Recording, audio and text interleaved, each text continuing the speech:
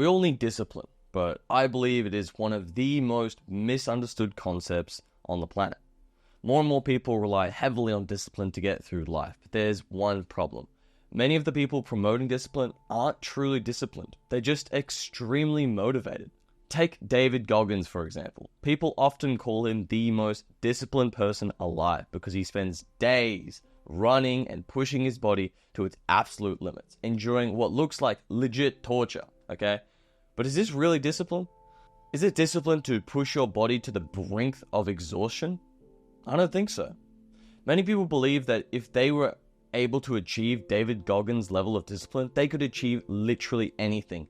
But that's simply delusional, okay? Discipline isn't the missing ingredient for a perfect life. It's motivation, it's direction, it's purpose. Unfortunately, most people never realize this, and they live their entire life in a state of delusion, constantly beating themselves up because they can't force themselves to wake up at 6 a.m. in the morning, 7 days a week, 52 weeks a year to work out.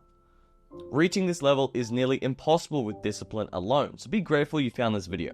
I'm about to share with you wisdom that will benefit you for the rest of your life. David Goggins knows exactly what he wants and where he's heading. So all the running, pain, and suffering he puts himself through are simple steps along the journey. In this video, I'm going to show you why relying solely on discipline is a mistake and how a simple 3-step plan can help you achieve everything you've ever wanted. Let's go. First, we need to understand how discipline works in the brain. Your mind has a cognitive energy cap, a limit as to how much mental effort it can exert before it gives up. For instance, if answering what's 5 times 5. It takes very little energy and doesn't come close to hitting the cap. But if I asked you to calculate 23 times 78, it would require much more mental effort, and many people would find it too cognitively taxing and quit. This is where discipline comes in. When you're exerting cognitive load, a portion of the total energy is allocated to something called self-control. You are actively using energy to stop your mind from giving up. That's discipline. When you go for a run, the self-control portion of the energy grows larger as you run. The self-control portion of the energy grows larger as running becomes more physically and mentally taxing. The longer you run, the more discipline you need to keep on going. Eventually, the need for discipline grows too overwhelming, and most people just give up. So how does David Goggins manage to keep running for hours or even days without giving up? The truth is, he's not relying on discipline or self-control. Instead, he enters a mental state known as flow, discovered by psychologist Mihail Csikszentmihalyi. I definitely stuffed that up. Pretty much, flow is a state of complete focus where all your energy is directed towards a single task. You don't experience self-doubt or thoughts about giving up.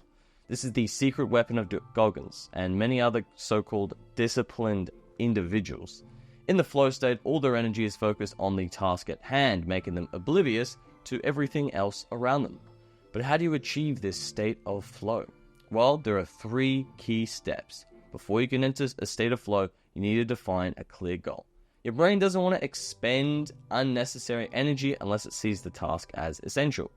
Goggins' goal is simple: to win, to come first in every marathon he runs. He's so obsessed with that goal that everything else fades away. You need the same level of focus and obsession with one goal. The brain is like that one friend who is, incredibly smart, but also incredibly lazy. It only works when it absolutely has to, usually at the very last minute. To enter a state of flow, reduce the friction required to start your task. For example, if you wanted to dive into some physics homework, but all of your material is still in your bag and you just woken up at 6 a.m., the effort needed to, get out of bed, set up everything, have breakfast, creates too much friction, and you're more unlikely to reach a state of flow. Whereas instead, if you prepare your materials the night before and you wake up at a reasonable time, let's say 8 a.m., when you are well rested, with everything already set up, the mental effort needed to start is minimal, making it easy to slip into flow. The mind will work if the setup is already in place. The final step is simple. Get 8 to 9 hours of high quality sleep per night. Sleep has been called the only natural performance enhancing drug on the planet. It has benefits that are insane. On the flip side, poor sleep wreaks absolute havoc on your mental and physical state, okay? So we need to get more sleep. To improve your chances of entering a flow state, ensure you sleep well each night in a dark, quiet, and relatively cold room. And that's everything you need to stop relying on discipline alone and start leaning on motivation, a more reliable and powerful source of energy to achieve greatness.